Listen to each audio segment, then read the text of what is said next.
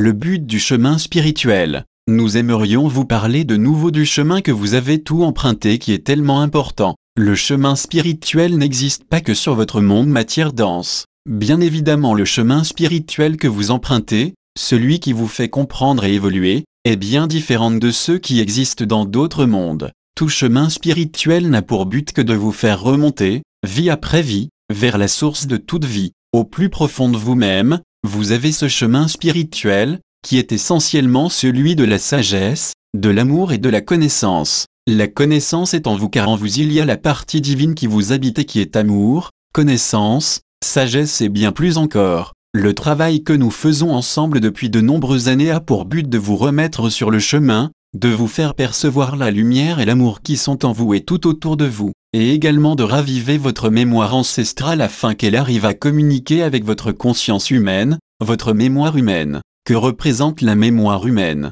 Elle représente la somme de toutes les expériences vécues dans la matière, et soyez certains que vous en oubliez les 3/4, mais d'une certaine manière heureusement, parce que votre mémoire serait trop encombrée de choses inutiles. Il est nécessaire de ne garder que les outils qui peuvent vous permettre d'avancer chaque jour en toute sécurité sur ce chemin de lumière. Imaginez qu'il soit une magnifique route très lumineuse où vous marchez encore et encore. Vous voyez la lumière au bout de cette route, mais plus vous marchez, plus vous avancez, comme par effet d'optique plus cette lumière recule. Parfois cela peut vous décourager parce que vous ne voyez jamais la fin de la route qui vous mène à cette lumière qui vous attire et qui est vraiment le but de cette marche qui n'en finit pas sur ce monde. Sur ce chemin spirituel, nous sommes là pour vous tenir la main, pour vous guider, pour vous encourager, parce qu'il n'est pas facile, parce qu'il y a aussi beaucoup d'embûches et beaucoup de freins. C'est cependant le chemin qui vous permet de remonter vie après vie, expérience après expérience vers la source de toute vie.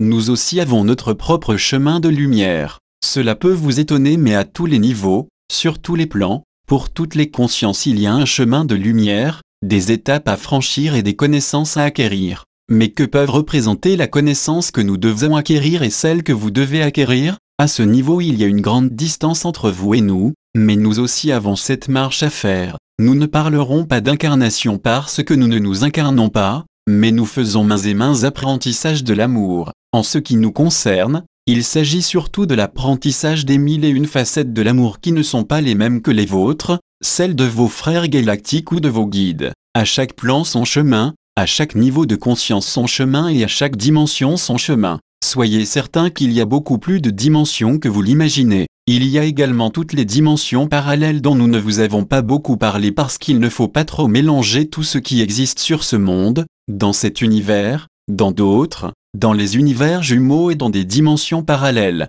La vie foisonne. Enfants de la Terre, énormément d'êtres humains ont l'impression qu'ils sont pratiquement les seuls êtres vivants. Ils ont l'impression que la vie n'existe pas ailleurs, parce que vos chercheurs, vos savants, on ne sait pas de quoi, mais savants, disent que la vie ne peut pas exister sur Mars, sur la Lune, sur une autre planète du système solaire et même dans d'autres systèmes solaires et dans votre galaxie. Ils affirment avec certitude que si la vie sur d'autres mondes existait ils le sauraient, que leurs habitants auraient pris contact avec ceux de la Terre et que, puisqu'il n'y a eu aucun contact de pris, la vie n'existe pas. Il y a aussi énormément d'erreurs, volontaires, mais nous n'en parlerons pas maintenant. Donc la vie est vraiment extraordinaire. Que ce soit au niveau de la conscience supérieure des êtres vivants dans la matière, et même au niveau de la conscience de la matière, la vie est une école qui apprend en permanence. À partir du moment où vous avez acquis certaines connaissances, des milliers, des millions,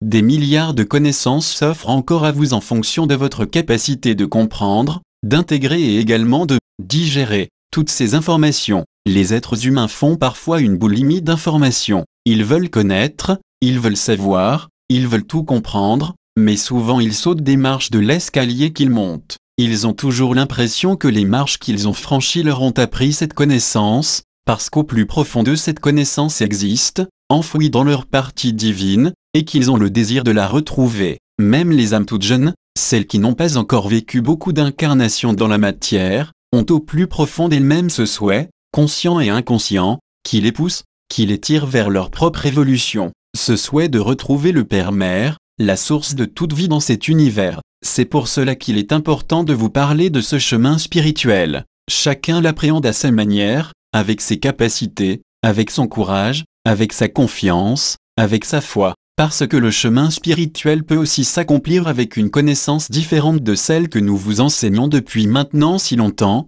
c'est-à-dire qu'il peut s'accomplir au travers de ce que vous appelez les religions. Cependant nous allons tout de même, comme vous dit, sur terre, mettre un bémol à ce niveau-là, parce que les vraies religions mènent toujours celui qui chemine sur le chemin de la vérité. Les vraies religions devraient vous enseigner, comme nous le faisons, que vous devez être libre de comprendre, d'assimiler, d'avancer à votre rythme, que vous devez être libre d'aimer sans aucune contrainte. Les religions peuvent donc être une aide pour celui qui chemine vers la lumière. Maintenant que vous avez tout grandi, que vous avez franchi certaines étapes totalement indispensables, beaucoup d'obstacles vous seront enlevés et vous devrez marcher librement et tout seul. Ce qui ne veut pas dire que vous n'aurez pas la protection de vos guides et notre aide. Lorsque nous disons tout seul, nous voulons dire qu'à partir du moment où vous avez conscience du but qui est le vôtre, le chemin est beaucoup plus facile, et vous n'avez pas besoin qu'il vous soit tracé. À partir du moment où vous avez trouvé un chemin qui vous convient et qui correspond à votre ressenti profond,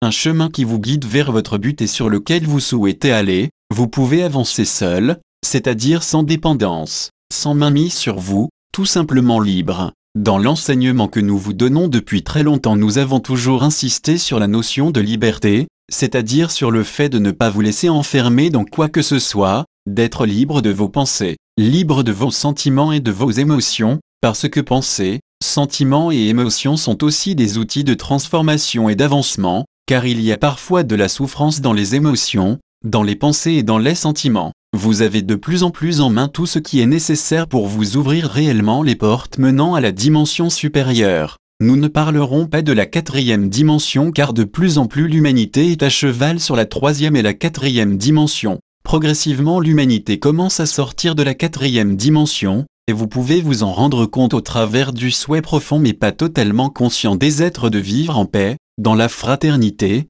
dans l'harmonie, dans la joie et dans l'amour, ce qui commence à prendre racine dans la conscience humaine. Pour que cette conscience puisse s'épanouir, il faut que les êtres humains puissent enfin comprendre qu'il ne sert à rien d'être en permanence dans la révolte, dans la dualité et de générer des souffrances parfois inutiles. Pour qu'ils puissent comprendre et avancer avec beaucoup plus de sérénité, des énergies de transformation extraordinaires leur sont données. Ces énergies sont offertes par vagues successives par l'univers et par les planètes de votre système solaire. Comme dans une mer tempétueuse, il y a des vagues très fortes qui peuvent vous emporter, et même vous mettre à terre, mais il y a aussi des temps de repos où les vagues sont beaucoup plus douces. Lorsque ces énergies vous sont données avec une très grande force, c'est simplement pour provoquer chez vous un éveil qui peut principalement se faire dans la souffrance, qu'elle soit physique ou psychologique.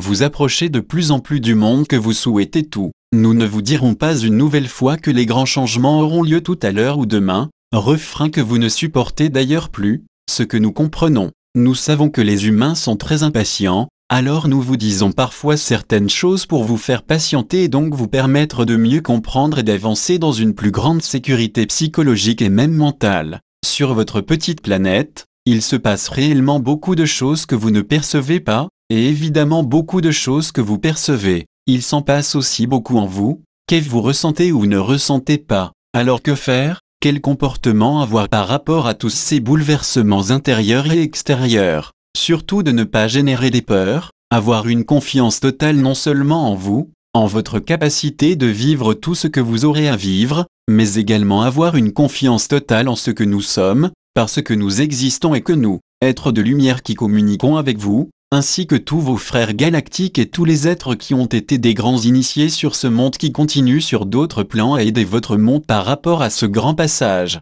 Travaillons avec vous. Vous ne devez pas vous impatienter. Que représente 6 mois, 1 an, 2 ans? Rien à l'échelle du temps. Que représente une vie par rapport à l'infinité des vies? Rien, même pas un point dans l'univers. Simplement un souffle. Bien sûr, ce souffle peut être douloureux et difficile à vivre parce qu'il vous prend toute votre énergie lors des expériences que vous vivez et que vous le vivez mal. Parfois vous parlez du souffle de vie. Nous ne parlerons pas du souffle qui vous donne la vie, mais du souffle concernant le temps de vie où tout un programme doit s'accomplir, le programme que vous avez choisi avec l'aide de vos frères de lumière, de vos guides, mais aussi avec votre âme, avec la divinité qui est en vous puisque que tout fait partie du tout. Chaque être humain est comme un univers qui s'ignore mais qui fonctionne cependant plus ou moins bien dans la cohérence ou l'incohérence. Vous êtes un univers et votre partie divine est le Dieu de votre propre univers. Alors si, en permanence, vous contrecarrez la programmation votre propre partie divine dans votre propre univers, il est bien évident que vous faussez quelque chose en vous.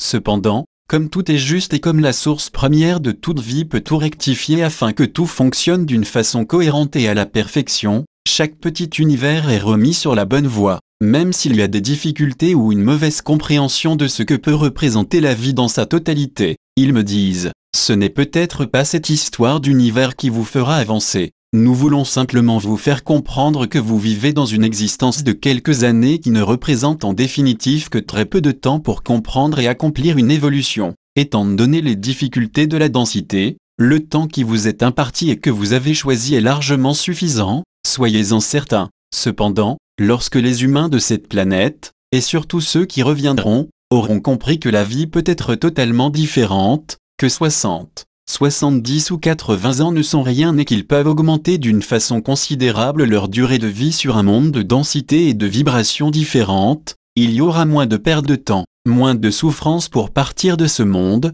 revenir, repartir, revenir dans les souffrances de la naissance, de l'apprentissage et de l'oubli. Il y aura une continuité dans la mémoire, mais à ce moment-là il y aura eu une compréhension totalement différente de ce qu'est la vie, de ce que vous avez déjà vécu dans moult et moult vies, et que vous ayez vécu des choses merveilleuses ou moins belles n'affectera aucunement la vie que vous mènerez. Si nous vous disions qu'il sera totalement aisé de vivre 1000 de vos années terrestres, vous diriez, comment cela peut-il se faire? Sur certaines planètes, la vie des êtres peut durer 1000, 2000, 3000 ans, parce qu'ils ont appris à régénérer en permanence la matière qui forme leur corps. Bien sûr leur matière ne vibre pas du tout de la façon dont vibre celle de votre corps. Si vous aviez une conscience différente, vous comprendriez combien il est aisé de régénérer vos cellules, parce que vous pourriez leur parler avec un langage qu'elles pourraient comprendre, un langage vrai, un langage fort mais aussi un langage d'amour. Nous vous en avons souvent parlé,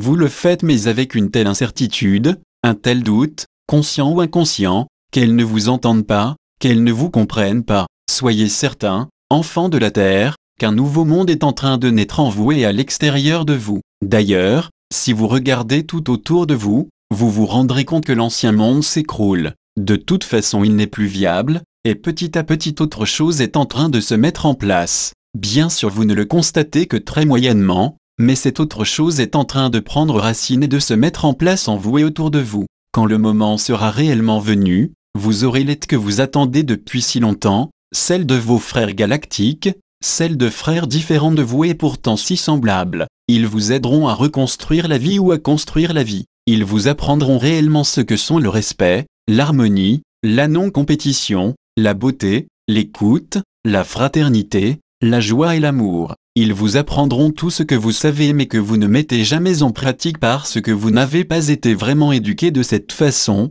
surtout à cette époque. Parce que les vraies qualités des êtres sont considérées par votre société actuelle plus comme des fragilités que comme des qualités. Vous aurez beaucoup de choses à réapprendre. Ce moment-là vos frères viendront pour vous réapprendre tout simplement à vivre dans la paix, dans la sérénité, dans la joie, dans l'harmonie, dans le respect, dans tout ce qui fait qu'un homme est un homme, dans tout ce qui fait qu'un homme a le droit de revêtir son habit de lumière, dans tout ce qui fait qu'un homme qui est arrivé à comprendre respecte complètement toute vie. Tant que vous n'aurez pas respecté la vie sur ce monde, tant que vous ne vous serez pas respecté vous-même, vous serez obligé d'attendre, parfois de façon difficile, la venue de vos frères. Lorsque les êtres ne veulent pas comprendre, il est parfois nécessaire de créer des difficultés, ou tout du moins de laisser celles déjà créées par les êtres humains, afin qu'elles soient vécues et comprises. Nous sentons qu'une grande partie de l'humanité peut être à l'écoute d'elle-même, à l'écoute des messagers. En fait,